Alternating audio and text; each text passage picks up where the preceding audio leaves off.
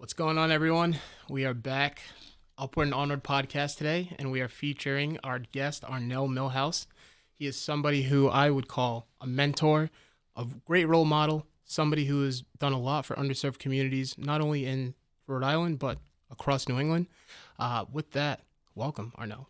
Thank you. Yeah. It's great to be here. Thank you so much. Thanks for joining us. Excelsior. Is that right? What does Excelsior mean? It's Latin. For? Onward and upward. Is that right? Yes, indeed. No way. Yes, it is. Okay, well, you guys heard it here first. Yes. I mean, I didn't know that. Now you know, too. It means higher still. Okay.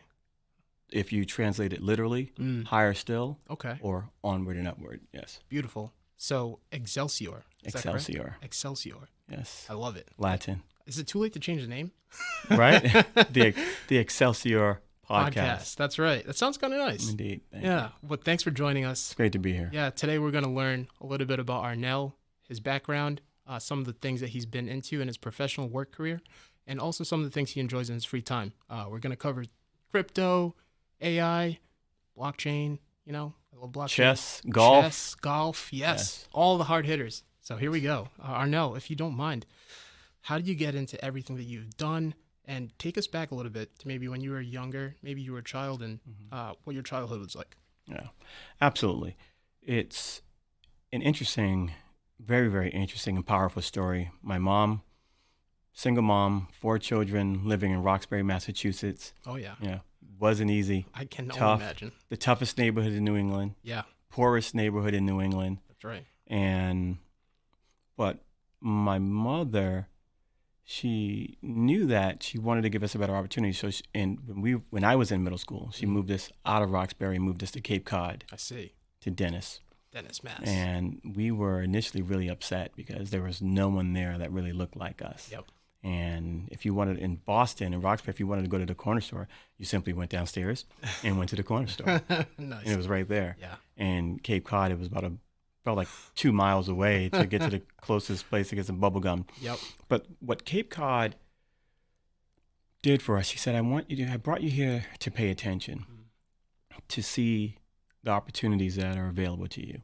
And when I would go over some of my friends' houses, I would see, a Beamer, Benz, and Bentley. Oh, yeah. Just great cars, or even something as simply food in a refrigerator. That's nice. I was like, Mom, they have food in their refrigerators out here. I believe it.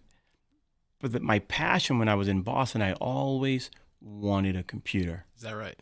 We couldn't afford one. Okay. Right. The closest we ever got, my father got us an Atari. Okay. And that was nice, but it wasn't a computer, right? Of course. So I wanted that Commodore 64. I bet. Couldn't afford that. But when I got to the Cape in middle school, shout out to Wixon Middle School on Cape Cod in Dennis, Mass. Oh, yeah. They had computers in every classroom. And so I started playing around and getting into the code. And there was Mr. Wizard teaches math. Okay. And so I would get into the operating system, into the coding section, and I started modifying the code, and I got in trouble with the teacher because I made some changes to it. But she really didn't get in trouble. She said, "How did you do this?" And she goes, "I want to introduce you to our computer teacher." So I would stay after school some days and just play with the computers, and I really got into that. And then in high school, shout out to Dennis Sharmuth Regional High School, Cape Cod, and also shout out to in Boston and Roxbury, Cathedral Grammar School. Because Grammar School. Yeah, all of these schools and teachers had a profound impact on my life.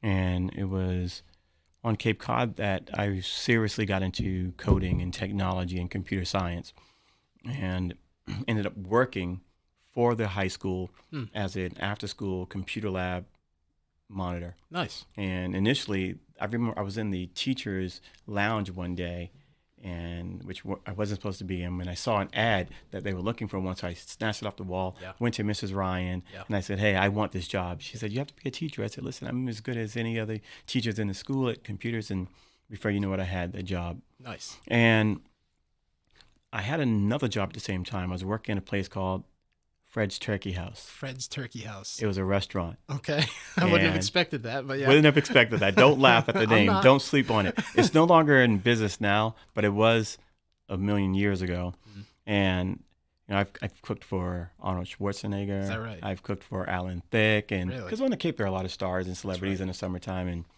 so when I started there, I was a dishwasher. Is that right? And this is probably one of the most important things that ever happened to me. In restaurants on the Cape do between 600 and 700 dinners per night. And so as a dishwasher, it's absolute bedlam. Yeah, I can only imagine. So after a couple of days on the job, I said, this is not right. So I came in early one day and I rearranged where all of the dishes, plates, spoons, knives, and pots were in the kitchen to make it, for me, what I thought was just going to be easier. Yeah. So I was like, everything's in the wrong place. Yep. And then the other thing that I did, I convinced the chefs to do something that the owner didn't want to happen. Uh-oh. The dishwashers weren't allowed to eat food. Really? Interesting. Okay. Right? You're here to work, Yeah. not eat and eat and eat. That's fair. And so I said, listen, all I want are 3 meals. There were usually 4 or 5 dishwashers on per night, per shift. Yep. And I said, I want 3 meals for the dishwashers. And then I set up a competition.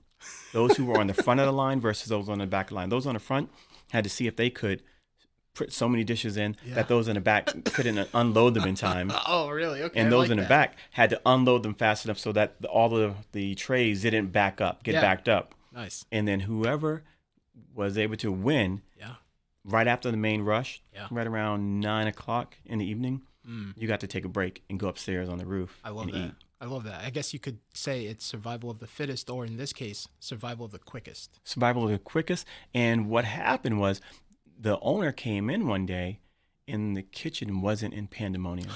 It's like, what's going on? Things were calm and things were moving. And they said, oh, that new kid, Yeah. the dishwasher, he's done this, he's done this, he's done that. So then the boss, they said, hey, Fred wants to see you in his office. Yep.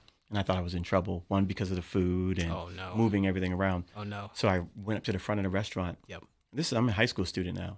And I looked at we had the book at the front at the hostess table that had the sales of the previous 5 years on that day. Okay. And so I took the sales for the previous 5 years for that week. Yep. And our week, we were up about a good 25% Jeez. over the past 5 years on average. Yeah. That's amazing. And so when I went in there, I was like shaking and nervous.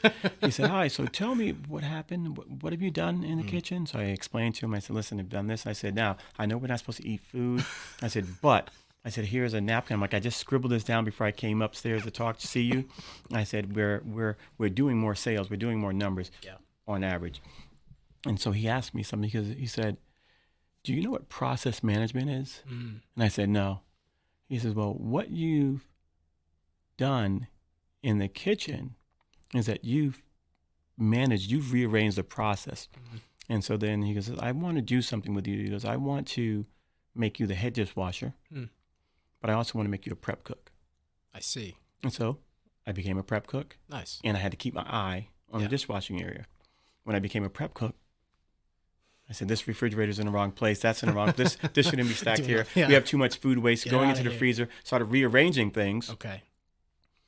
And he said, process management. He says, I was curious if I put you in this role, if you would take a look at the processes and try to improve them. I see. I like that. Yeah. And so then I became a line cook. I see. Working your way up. And I started modifying the way things worked on the line. And I became a chef and I started modifying things there. So what I realized is that, the next thing that happened for me, I was graduating Johnson Wales, and he wanted me to go to Johnson Wales. I was graduating high school, and I was going to Johnson Wales. Okay.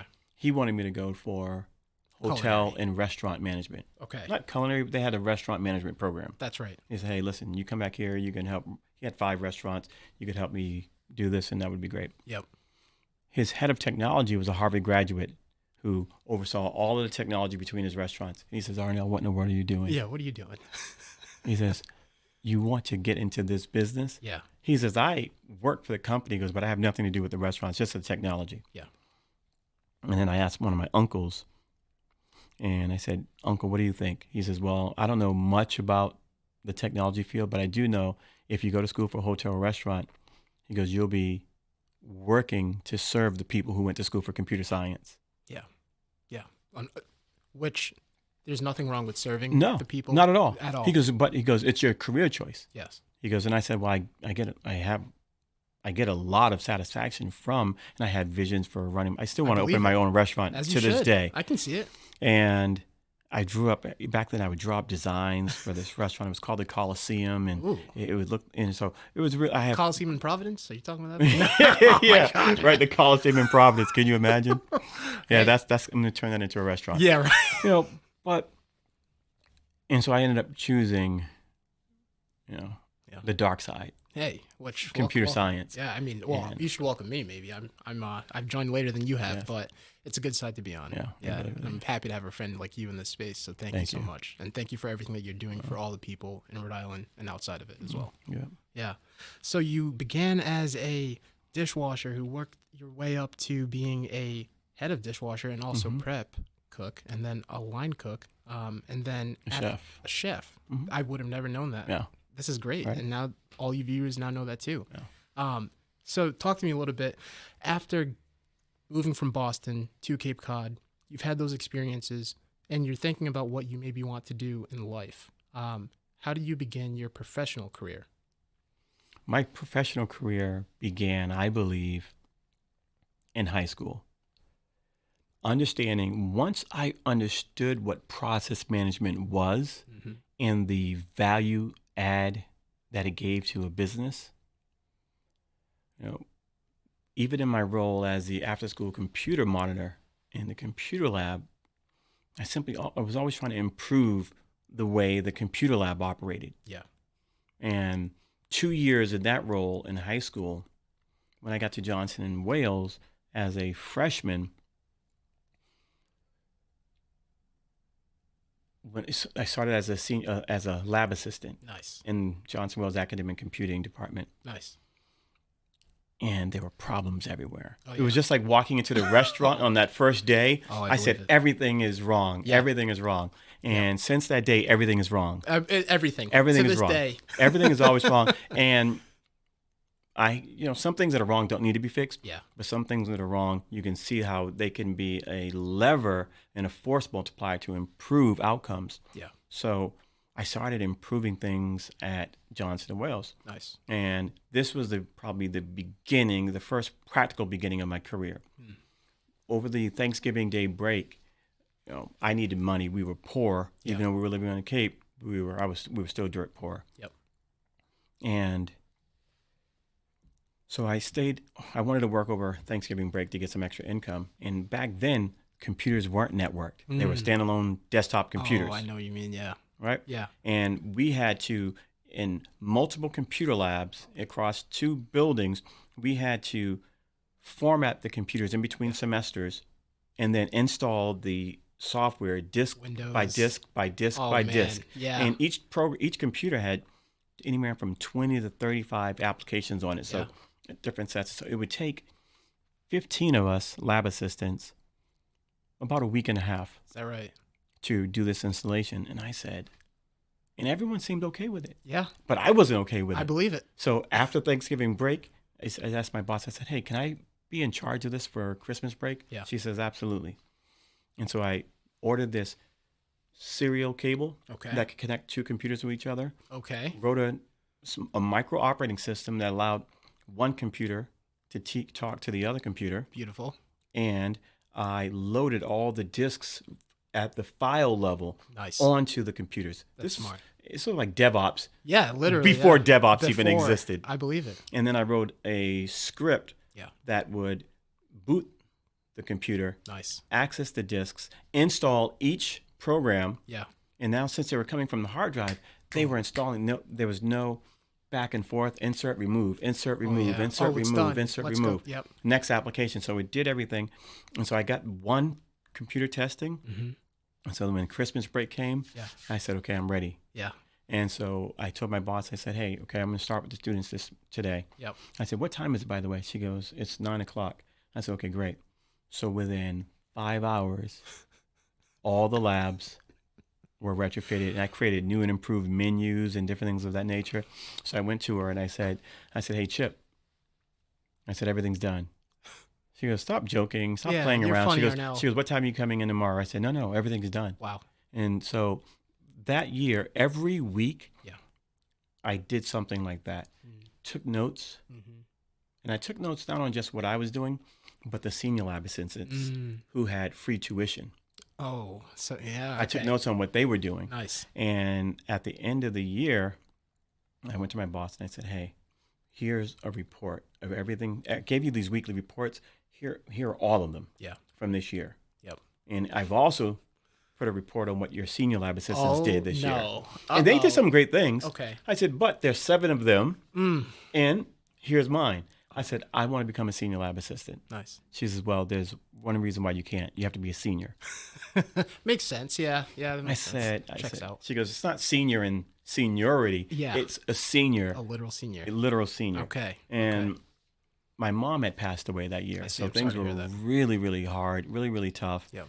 And I was able to appeal to her and the dean of the university and said, hey, listen, I'm like, look what I've done. Yeah. I probably brought you 5 years into the future in 1 year as a freshman. Yep. And I said, I want that position. And so they ended up giving it to me. That's amazing. In my sophomore, junior, and senior year where my academic tuition was paid for. That is absolutely amazing. Yes. That is unreal. Quick water break. Yes. Wow. And what's interesting is the dean, after I appealed to the dean and the director of academic computing and my bosses, he was reached out to by IBM. Okay. And they wanted to hold a job fair. Okay. They said, hey, listen, we have this new, reputable company. Yeah. And they said, we're hiring college students from different schools. Okay. We've already been to Brown. We've been here. And we want to come to Johnson Wales and PC, hold a job fair. Mm-hmm. And he said, don't hold a job fair. Really? He said, meet with this kid named Arnell Millhouse. And I said, well, we want to hire multiple students. He says, I don't think you need to. Really? He goes, meet with him. And he goes, and if you want to do it after that. So he said, Arnell, I want you to sit down with this company called IBM. Yep. I said, I know who IBM is. Oh, I know who IBM they're like is. the, Think. Yes. Tom Watson. Yep.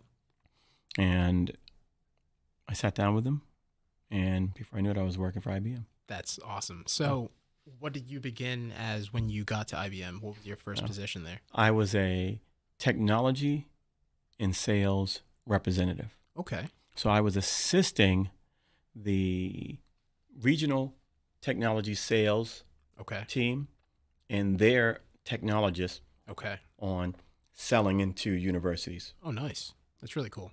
And at first I was hoping that it was a more hardcore tech role. Yeah. But they sent us to all this training for sales and understanding the human mind, the human condition, being empathetic in the sales process. And I would say, it was transformative. Is that right? Yes, that for my life. At IBM. That experience, yes, it was. And why is that? Because understanding the human condition is everything. Yeah. And it kind of related to Marty Sivila, who was the director of academic computing. And he was like this, this Norwegian, super computer scientist mind, and a crazy wild blonde hair flowing all over the place. And everyone was terrified of Marty. He was our boss's boss's boss. Okay. And so whenever he came through the department, all the lab assistants and senior lab assistants, we were like, everybody was like, 10, don't move. Yeah, don't move. And so for one of my comp sci classes, I had to interview someone in the profession. Okay. And he had a great career. So I went to him one day and I said, Marty, I'd like to interview you for one of my projects in one of my classes. He was like, really? Yeah. And no student would ever wanted to be in the room alone with this guy here, right? Yeah. Everyone was just terrified of him. It's just smarts on smarts on smarts. I believe it. And so he said yes. And at the end of this interview, and I was taking notes frantically during it because he's animated, he's up walking around, just preaching the gospel of technology, which is great, from Mount Olympus, which is amazing. And at the end of it, he says, Millhouse, he goes, it doesn't matter if you have the greatest technology in the world, if you fail to humanize it, you have nothing. Really? Do you understand me? Are you serious? Nothing. I'd have been like, Can I go to the bathroom? In my paper, I had the word humanize it, and the word humanize it just got bigger and bigger and bigger on the paper. But it really correlated with what I was learning at IBM about understanding what I call the human condition. Yeah. What do you mean by that when you say the human condition? We all have, I don't like to say understanding humanity. Yeah. Because we have a condition, because humanity is about the evolution and acceleration of inventions to reach our human potential. And our condition right now is that we're not at peak potential.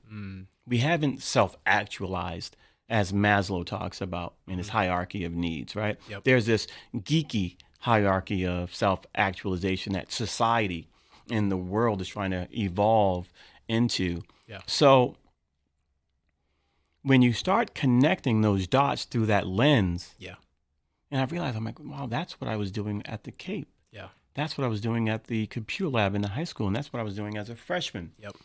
Understanding this human condition, and which is a problem. Yeah. And it comes down to finding the problems that matter, the problems that are big enough, the problems that people are dying to have solved. And when we do that, it is what some people call, or like people talk about, the law of attraction. Oh yeah. The law of attraction is simply problem solving, thermodynamically. Okay. Thermodynamic problem solving. How so? Through energy, through aura, through chakras? How exactly? Okay, so ready? Watch this. Yeah. iPhone invented, announced to the world, June 7th, 2007, right?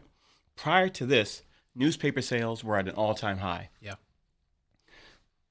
Calendar planners, where sales were booming. Post-it note sales were booming. Yeah. Cameras, Canon, Sony, Nikon, were booming, right? Within 3 years of the iPhone being released, newspaper sales plunged, had the greatest drop in their history. Camera sales. And so what happens with newspaper sales, think of this. Think of the entire ecosystem behind the newspaper industry. Yep. Trucks out in forests, in jungles, cutting down trees. Loggers, trucks by the thousands, bringing these logs back to factories, and then the workers in the factories. And everyone is expending energy. The trucks are expending energy. The people are chopping down the trees, expending energy, loading them, and then turning the trees into newspapers, packing those up onto airplanes that fly to America, onto trucks to the newspaper publishing companies, printing plants that are printing them, and then all the trucks that would go out every morning, right? And then in one cycle, all of that is gone. Unbelievable. Right? Yeah. So energy can't be destroyed. It can only be what? Created. Transferred. Ooh, okay. Energy can neither be created nor destroyed. That's right. Only transferred. That's right. That's like 6th grade science, man. You know, right. I forgot that stuff, but I should brush up. I should brush up. And when you think about it, so that all of that energy is no longer going into the companies that are going out into the forest, into the people that are working there. So that energy had to go somewhere. And all that energy went into Apple. I see. And they rocketed to the top of the market cap list of the Fortune 500. Yep. And they've been there ever since. A couple times they've been battling between it's Apple, Microsoft. Yep. But they are the most thermodynamic. And you think about this, right? Yeah. Here we have a MacBook. That's right. Much more equipment to build this. And it's more expensive because it's bigger glass and everything to go in there. Yep. And think about but they are responsible for 40 to 50% of Apple sales. I see. Versus 18% of Apple sales. I didn't know that. Right? This small device. Yeah.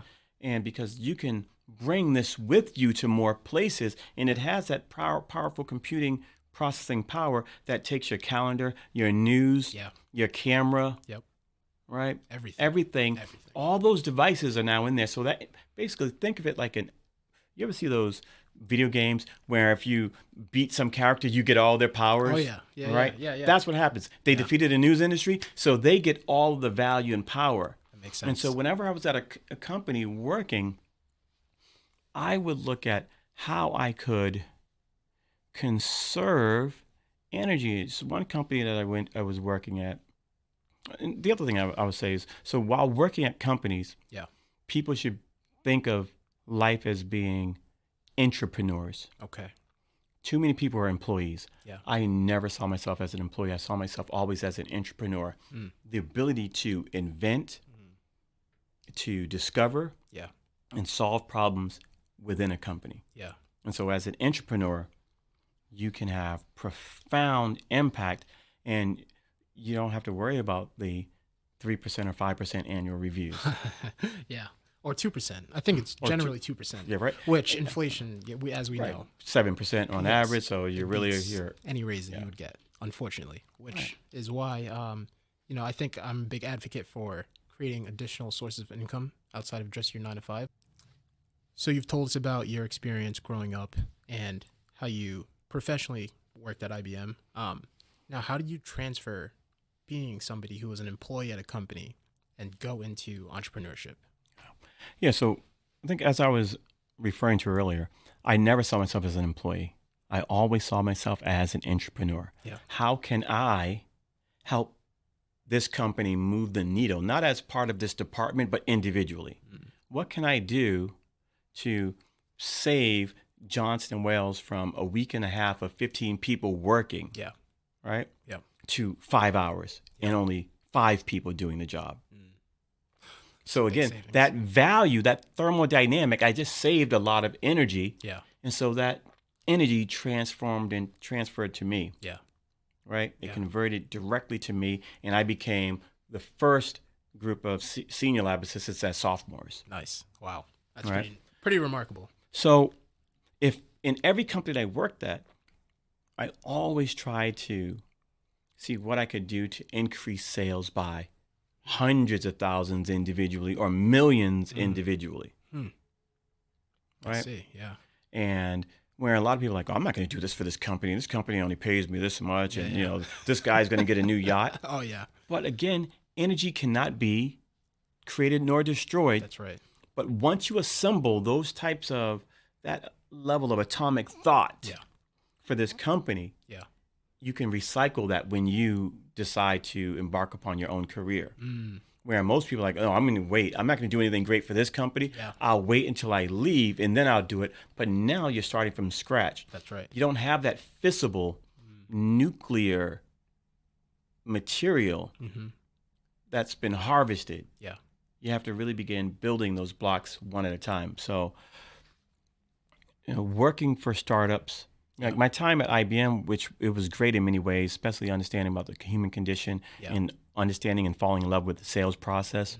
So important. But it was a giant corporation. Yeah. And so after that, I started working for smaller startups. I see.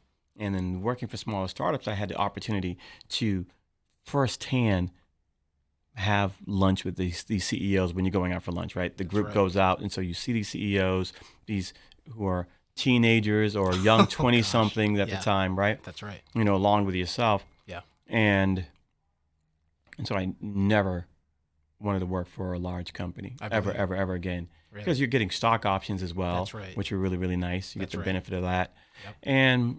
But more importantly, you get to see people working on really, really big problems.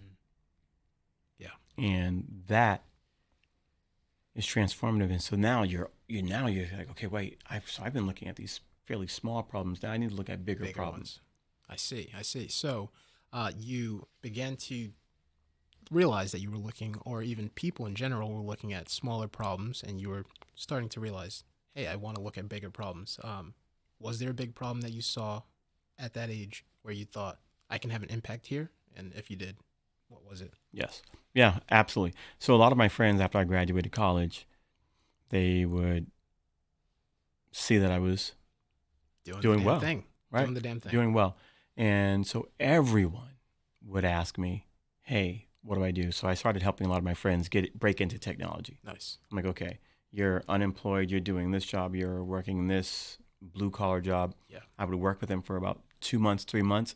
Okay, you're working at this internet company, you're working at this company, you're working at that tech company, you're doing tech support. A lot of the gateway on-ramps was tech support, right? Makes sense. Yep. And then once they got the tech support job, then I would help them get into whether at the time my focus was network engineering. That was the hot thing back then. Yeah, networking. Cisco certified network engineers. I see. Because right now all the pipes for the internet have been built out. Oh yeah. Yeah. Everything's there. Yeah. But in the mid 90s to late 90s, there were no broadband internet networks. We were still using the 1500 baud, 2500 baud modems with the. Oh God. That is spot on. Modem sounds, right? Right. Amazing. Right. And so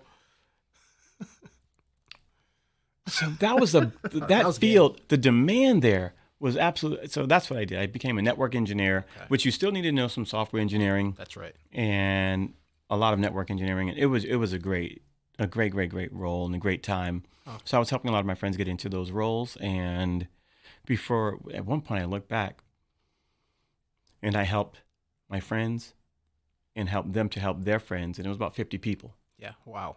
That were now making $90,000 to $150,000 a year. Yeah. That's remarkable. Right. Yeah. So I was like, wow, these are, this is a pretty good lineage of impact. That's right. It's a lineage of impact. That's right. And so then I said, I think I've gotten good at it, helping people, being able to really teach people, especially people that don't come from this academic background that look like the stereotypical comp sci. Of course. Yeah. Academic. Yep. So I went headlong into doing it as a nonprofit called IntraCity Geeks. Okay. IntraCity Geeks. Yep. I didn't really like the word inner city, yeah, but it was more intra-city, connecting cities to cities.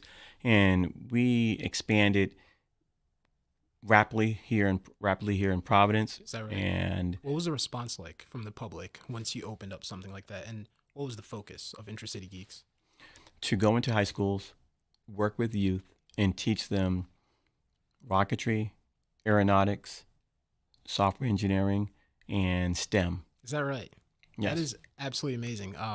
Not to building literal rockets and launching them. That's unreal. See, first stage, second stage. I wish this was around when I was maybe at the appropriate age, because when I remember this vividly. I was in middle school. I was in 6th grade. They had someone come to the cafeteria and asked, "Hey, what do you guys want to do?" So in front of the entire grade, I said, once I got the mic, "I want to be an astronaut." And everyone laughed. So for some reason, I thought to myself, man, that was really dumb. Why would I want to be an astronaut? So I never became an astronaut. Wow. But hearing that there was opportunities for people who were, going to school and had someone like you to foster a program for them to get into aeronautics, engineering as a whole, that's absolutely amazing. Yeah. So sorry to cut you off. No, not at all. No, this is great flow. And, so launched that program, and then couple of years into that, I received a phone call from someone at the White House. Really? Said that, "Hi, I'm calling from the office of President Barack Obama. We've heard about what you're doing in this program. We want to recognize you at the first ever White House Technology Demo Day." Wow. I'm like, all right, wait, which one of my technical friends because at the time you could do some phone spoofing. Who's messing with me? Who is messing with me? But no, it was legitimate, and, received an actual recognition from President Barack Obama for my work in that. That's unbelievable. I actually, I'm jealous. I think I'm jealous. Is it fair to say? No, not jealous. No. I think the word is motivated. Yeah. Right. That's the right word. You're motivated, saying, "Wow, because it's fine to see someone, if you see someone eating a great meal, you walk into a restaurant, you're like, hey, I want that meal." Exactly. I'm not jealous. I want some of that. Right. I agree. And so you want some of that. Hell yeah. I want more of it. I want some of that too, man. Hell yeah. Let's go. 100%. So, So from IntraCity Geeks and launching that, were there any lessons that you learned and things that maybe you said, okay, now that I am a formal entrepreneur, after having these experiences, maybe I could have done this differently, or maybe this would have been something that I would have done in a different manner? Yes, absolutely. I felt like I betrayed the capitalist within me. And I also saw that I was trying to solve a problem within a problem. Which is? The school system in this country has several systemic problems. Number one, the education system in this country doesn't want you to go out and create something of your own. The people that are behind the education system are behind the colleges, and they're the ones that put the billions into these endowments. Yep. And what they want you to do is come work for them. Yep. They don't want you to sit down, spend some time alone, meditate, go on a walk, and think about how you can change the world at all. And so for my program, working with these youth, what would happen is I would have 20 youth for one semester. Okay. And then the next semester I would get a different group of youth. Nice. And I would never see them again. Okay. And while they would become very excited, I would turn on that curiosity gene, that STEM curiosity gene that they were lacking in their classrooms because they weren't interesting or exciting. Of course.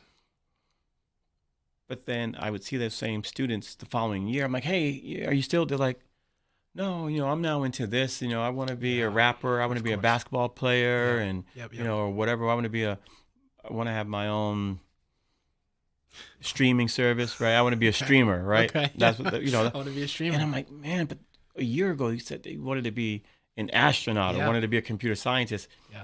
And so I talked to the school system. I said, I need these kids for a year or two.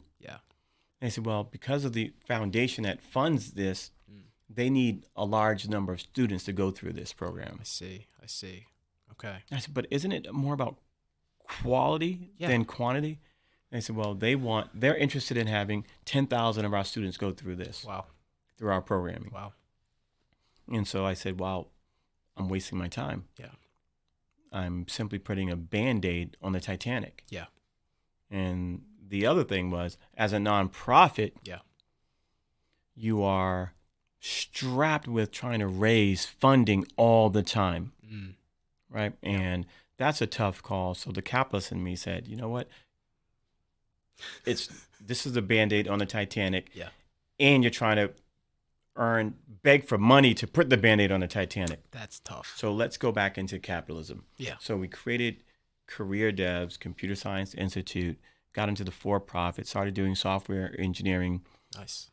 As one of the departments within CareerDevs. I see. And it was like, breath of fresh air. I'm like, okay. Yeah. And then the other thing that I wanted to do, because I couldn't work with the youth, so let me work with adults and create a 1-year program that would train these people that are underemployed, right, and get them jobs at the $70,000, $80,000, $90,000 a year mark after 12 months. Yeah, it's remarkable. And now I don't have to work with the youth for 5 years to do that. I can do that in a year. That's right. Wow. So it was the some of the constrictions of working with a nonprofit organization and the school system as a whole that has some systemic issues that was a catalyst for you to begin CareerDevs. Is that correct? Nice. Yes, absolutely. Seeing that my problem, I wasn't going to be able to solve a problem that I thought. And the biggest thing was being able to solve a problem from within a problem. You can't. Yeah. You have to disrupt it from outside. Yes. Makes sense. Yes. Well, that ties in nicely to how I met you because one of our mutual buddies. That's right. Tim Wheeler, a great friend of both of ours, has been the person who's put us into touch and has fostered this relationship. Yes. But it goes back even prior to me hearing about CareerDevs. I was graduating from Newbury College where I studied computer science, and I was looking for jobs. I maybe applied to over 200 jobs in Boston, in the Boston area, and none of them really worked out. But while I was looking at jobs in Boston, I was also looking in Rhode Island, and I was maybe looking for like software engineering meetups or something like that. And I came across a video on YouTube that said Silicon Road. Arnell Millhouse talks at TEDx. And I didn't know who that was, but I clicked on the video because I saw someone who looked like me, and I was like, oh, that's really cool. So I listened to the video, and I was like, oh my goodness, I need to meet this person. So luckily, through working at Virgin Pulse, I had been in contact with a lot of people who had gone to CareerDevs, and Tim Wheeler was one of those people. And I talked to him. I was like, hey, do you know this guy Arnell? He's like, oh yeah, I know Arnell. That's my buddy. Yeah. And I'm like, can I meet him? He's like, dude, of course. I'll get you in contact with him. Long story short, this is 4.5 years later. Yeah. Arnell and I have had many dinners, many events that we've gone to. I've watched him speak in front of many different people. He's a great role model. And if you don't know Arnell Millhouse, you probably live under a rock. But yes, I just wanted to tie that together for some of the viewers, how I know you, and also shout out to Timmy Wheels. Shout out to Timmy Wheels. Congrats on the new child. Yes, indeed. Yeah. You know, and Tim is a classic story, right? Yeah. He was what? Where was he working before? He was working in car sales, right? Used car sales, yeah. Used car sales. Yeah, used car sales. And Tim is the quintessential person that we look for. Yeah. A self-starter who's simply looking for an opportunity, right? Yeah. And on his first day at the orientation at CareerDevs, he was sitting right in the front, and his knee, as I was talking, I said, what is going on with this guy? I'm like, he seems like he's really, really anxious for something. Yeah. But when it was over, he said, hey, listen. He said, listen, I found my tribe. He goes, I found my family. He goes, this is where I need to be. This is going to change my life. I love that. And he hit the ground, not running, but flying. Really? Flying. Wow.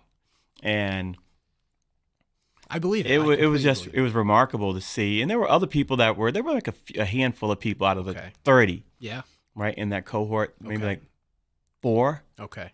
And Tim was definitely one of them, and I said, he's going to do it. That brings me into an interesting segue point. Let's hear it. So I'll get to that point in a second, but in terms of entrepreneurship that you were asking. Yeah. So I get an opportunity to go speak. An employee of Google who I was doing some work with said, hey, we want to have you come here and speak at Google to talk about what you're doing with all the impact that you're having with the youth. Nice. And getting people into computer science as adults. So I spoke at Google, right? Which is unbelievable. Bucket list, right? It's like, okay, speaking at Google. Yeah. Then did a TED Talk the one that you saw, the Silicon Road. Yep. And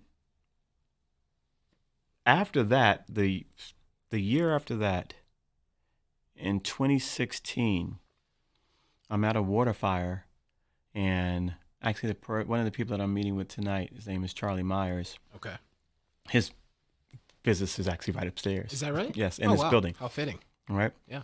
He says, hey, he goes, do you know Danny Warshay?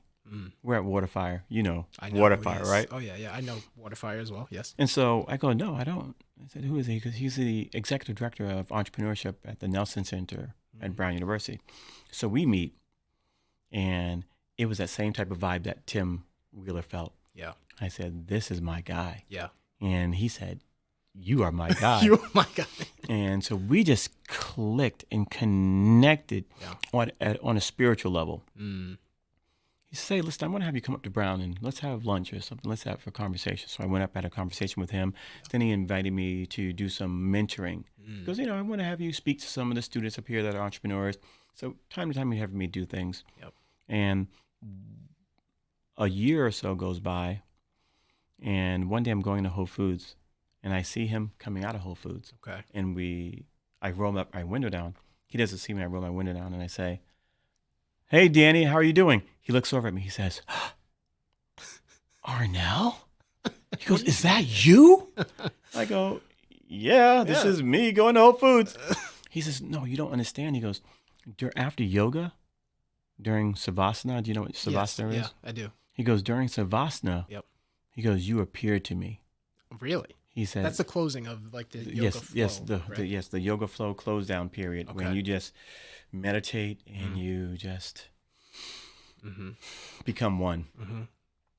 And so he says, you appeared to me, and what was crazy is that he appeared to me the night before in a dream. Is that right? Yes. Wow. And he says, listen, he goes, we have to speak.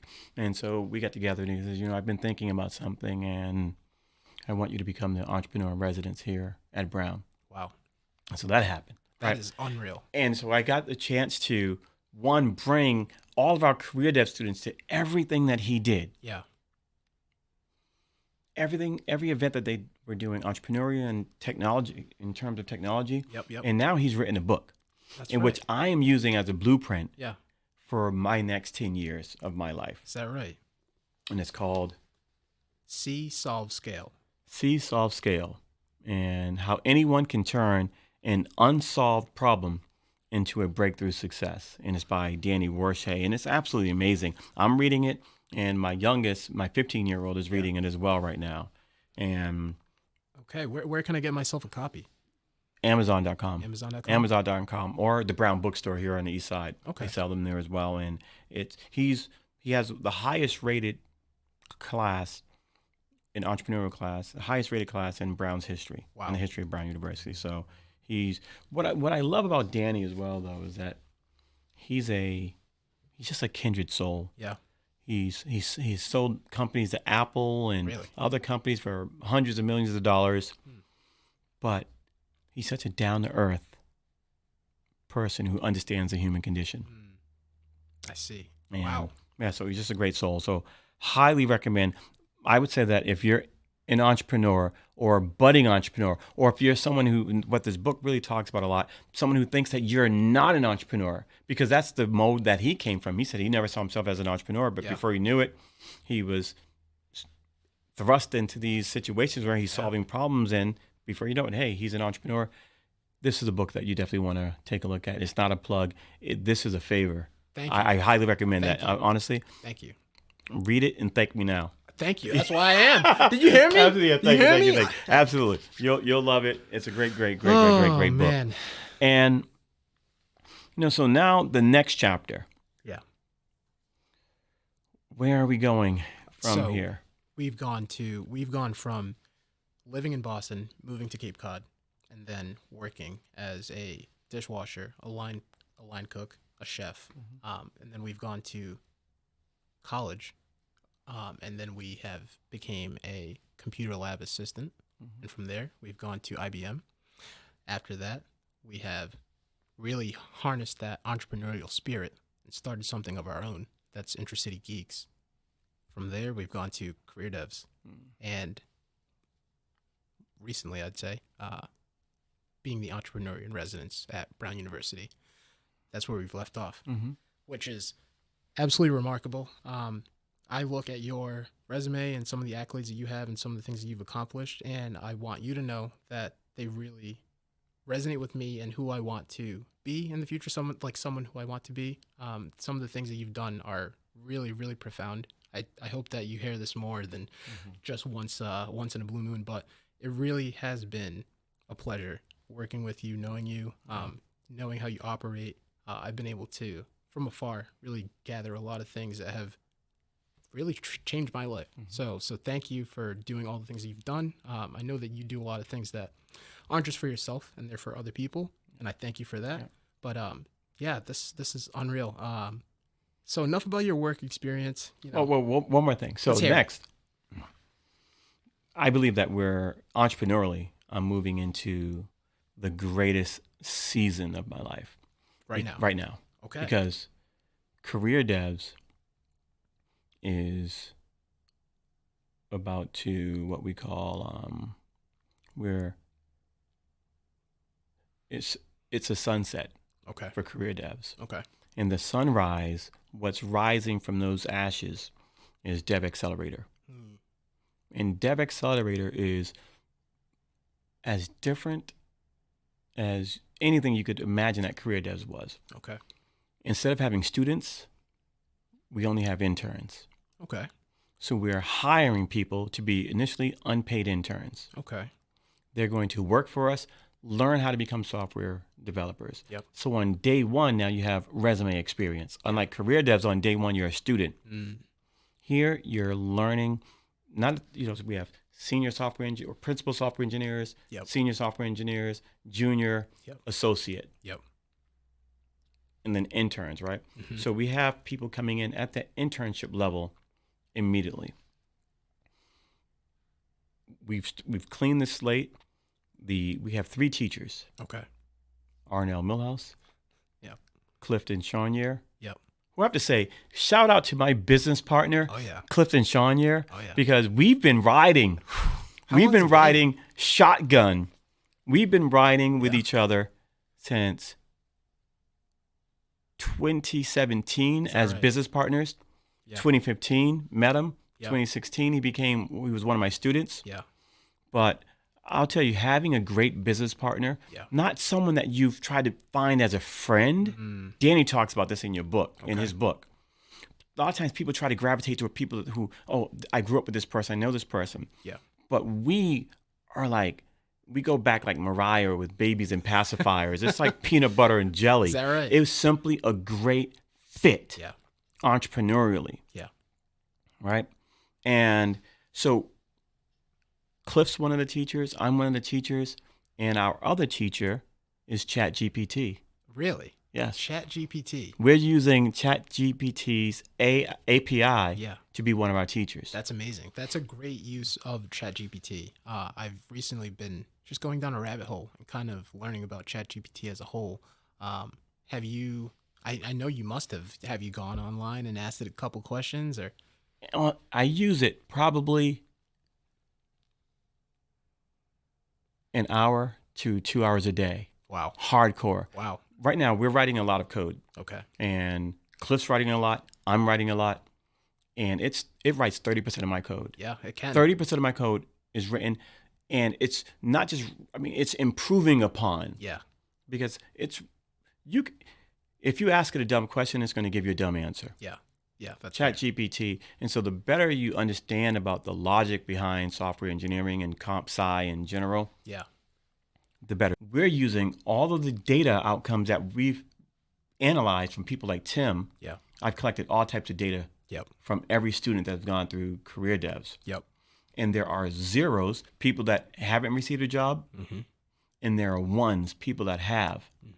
And now we're putting them through.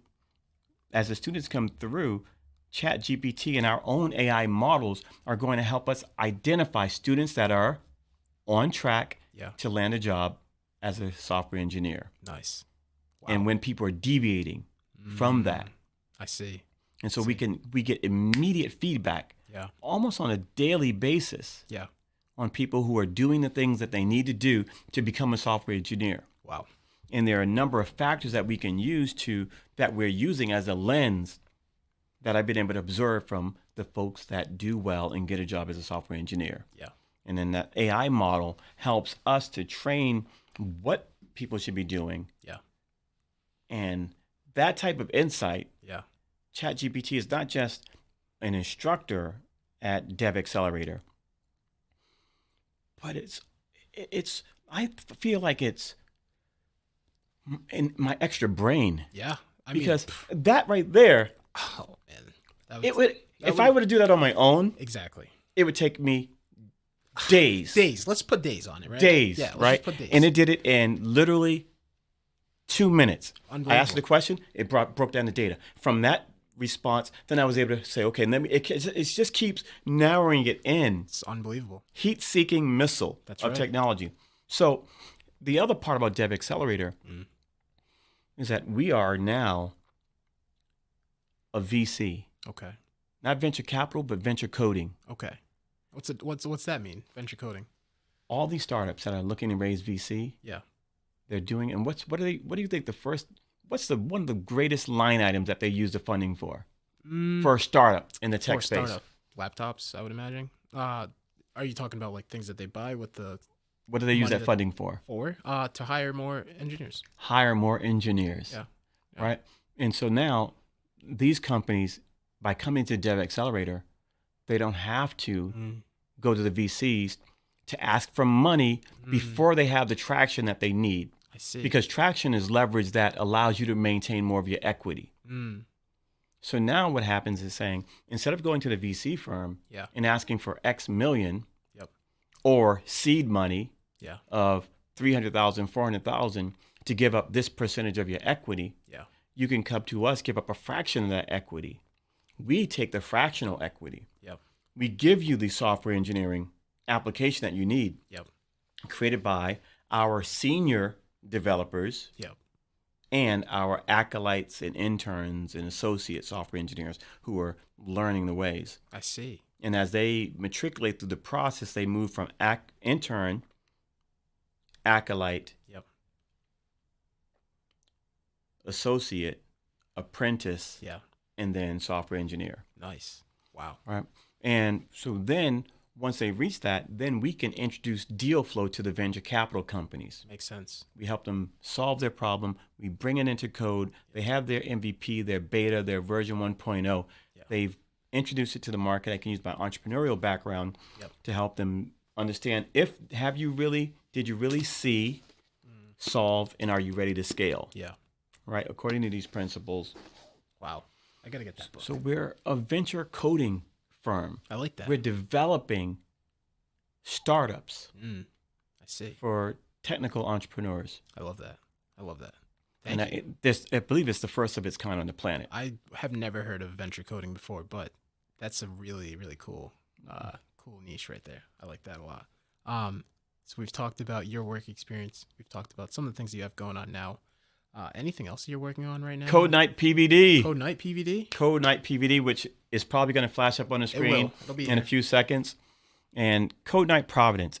It's a showcase, a monthly showcase of Providence's greatness in terms of technology, startups, AI, blockchain, and entrepreneurship. Okay. So every month we're going to have speakers.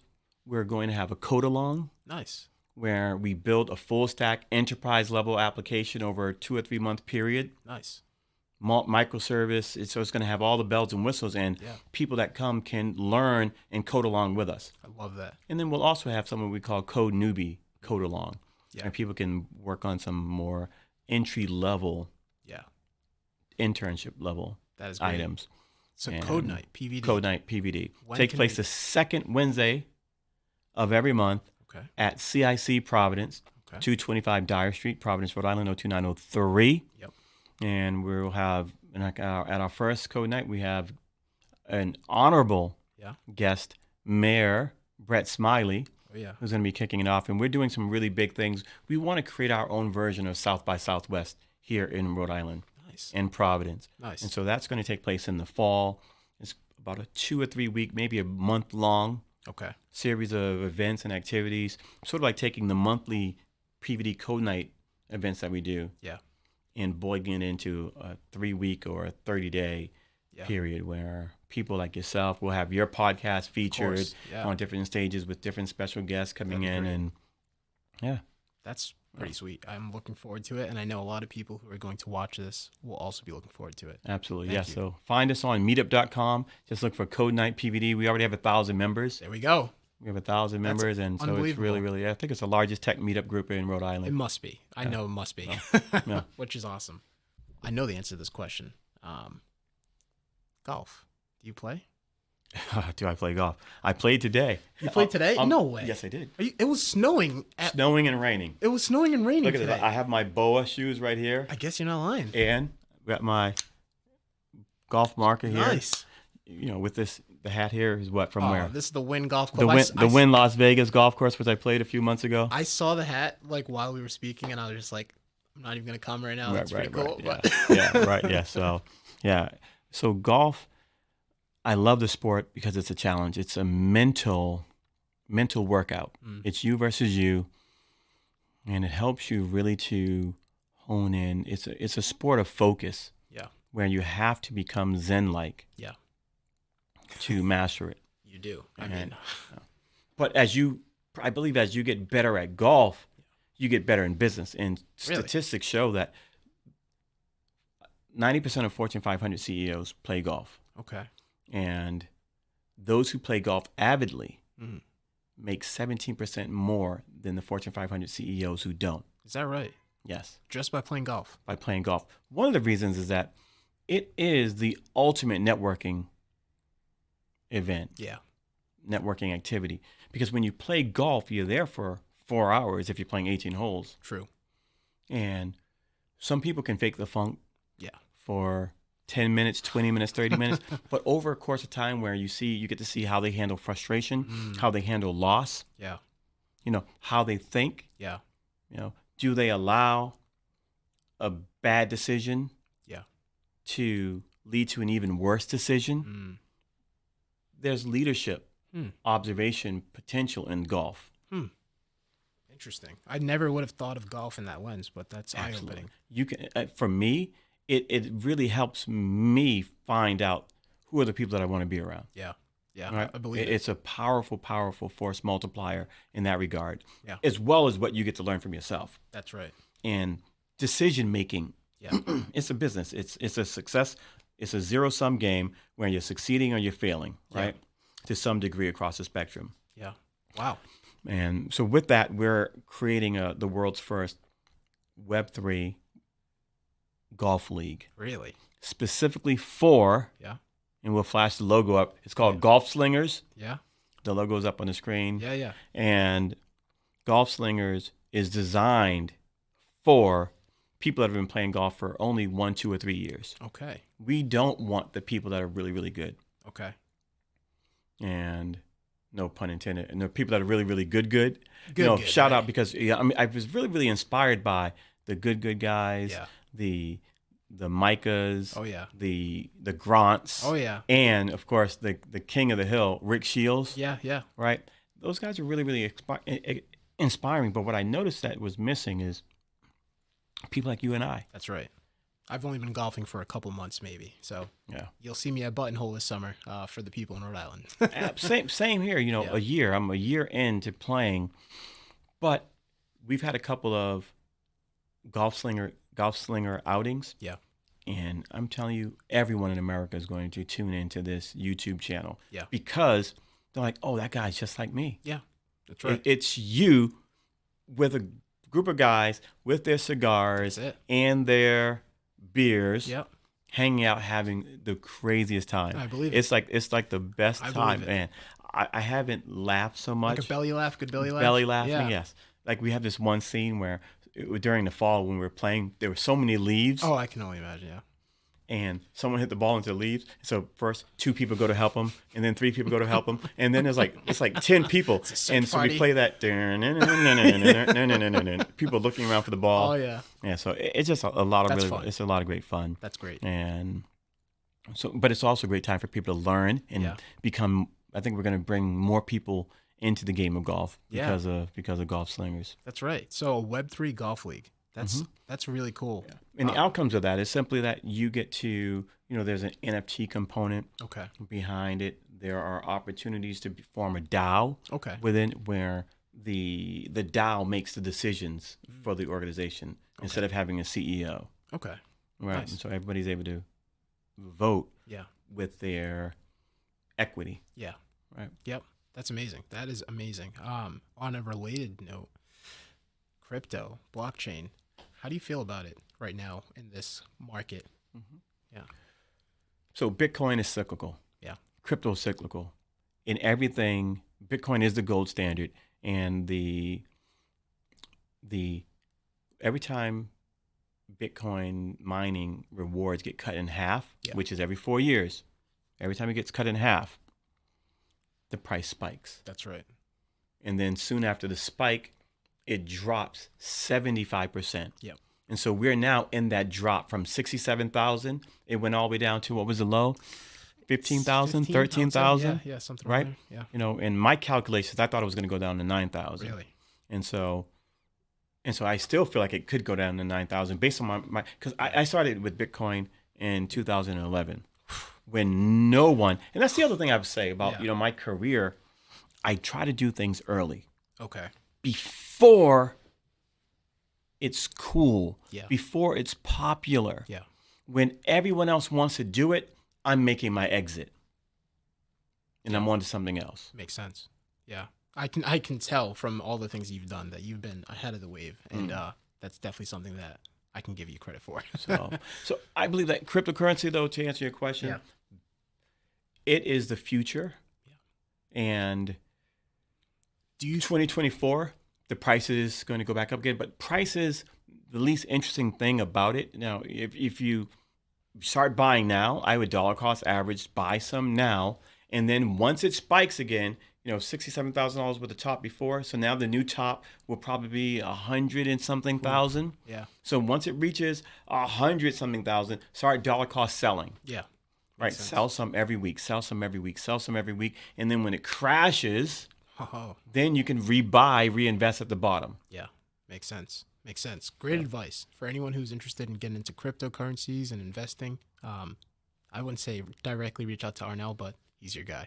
Yeah. So I'll be posting probably more about that. And we have some things to Code Night PVD that we'll be talking about that aspect of coding. Nice. Well, I'm sure if anyone's interested, you'll hear about it at Code Night PVD. You've said a book that you would recommend to anyone.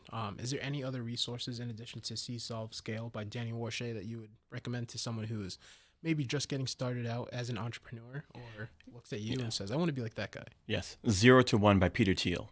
Okay.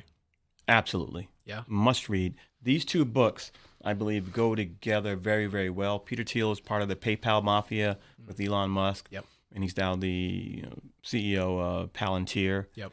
Massive data analytics company. Yep. And then I would also follow folks like Sam Altman. Yeah.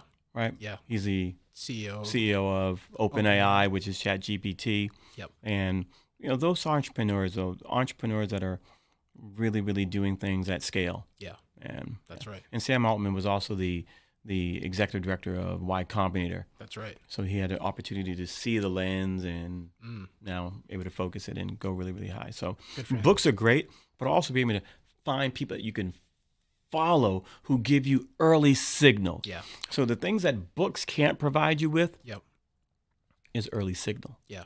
Because they're written. They're already written. They're already written. Yep. And they can give you great longitudinal insights. Mm-hmm. But you need to make sure that you're in the right rooms at networking. That's right. So I would say that 30% of my day, every day, is about networking, finding the people with the signal of the future. Yeah. And then getting into those rooms. Yeah, I'm happy you mentioned that because that's something that, for me, watching you from afar, I've been able to gather. Not necessarily that the cliche phrase, your network is your net worth. I mean, sure, there's truth to that, but truly, I've been able to see how you're able to move around and make things easier for yourself and the people around you through networking. So networking is a great way to progress in your career and life as a whole, and I strongly encourage it. Absolutely. Yeah. Any closing remarks, any people who you want to recognize throughout your life and your career that maybe have been monumental, or any things that have really guided you when things were tougher? Anything that has been always there for you, or somebody who you'd like to recognize? I always say I recognize my mom, who's upstairs in the big sky above, and to my siblings, Andre, Armand, and Kelly, and my wife and kids, our family. First and foremost, because family gets you through it. That's right. Family gets you there. They're there for all the good times and there for every bad time. That's right. And then, I think I've mentioned a number of people here in this podcast already. Oh yeah. I shouted out, Danny Warshay, Clifton, Sean Year the fourth, and my amazing business partner and friend, and folks like yourself, Ali. I really appreciate Thank you. our friendship that has grown over the years. Thank you. I say that we've become really, really good friends, and we've had, we've been on boat rides together on water fire rides and whatever else. Just so many things that we've done together. That's right. And I really, really appreciate you. Thank you. And Timmy Wheels. So we've already shouted out so many people. Yeah. Tim Wheeler. We call him Timmy Wheelers, but he's Tim Wheeler. Go to timwheeler.com and you'll see. Just go to timwheeler.com and just go and click around. Yeah. You'll this have is fun. That's what Man. And just being hungry, because the next 9 months. Yeah. It is what, February 1st tomorrow, right? It is already. The world is going to change drastically in the next 9 months. Yeah. More so than in the past 5 years. Why do you say that? Because we're at a confluence of technologies that are beginning to come together and have this nuclear and atomic chain reaction. Yeah, it's true. It's very true. And just from some of the things that have happened over the past couple of years, as we all know, we've been through a pandemic, and there's been economic repercussions from that pandemic. With new emerging technologies, it's going to be really interesting to see how those play a factor in getting us out of some of the mess that we're in now. So who knows what technologies like ChatGPT could mean for us in the future, and some of the jobs that we have today, or just even some of the leading markets as a whole, what those could shift and or shift in or shift out, and how those can be impacted. So it'll be interesting. Yes, I do think that, the next couple months will be very interesting. Right, absolutely, 100%. So this was great. Amazing. It really, really was. Thank you. It's flown by too fast. I think we could talk. I know we could talk for another 2 or 3 hours, right? I think we could. Yeah. Well, and you know what needs to happen? Yeah.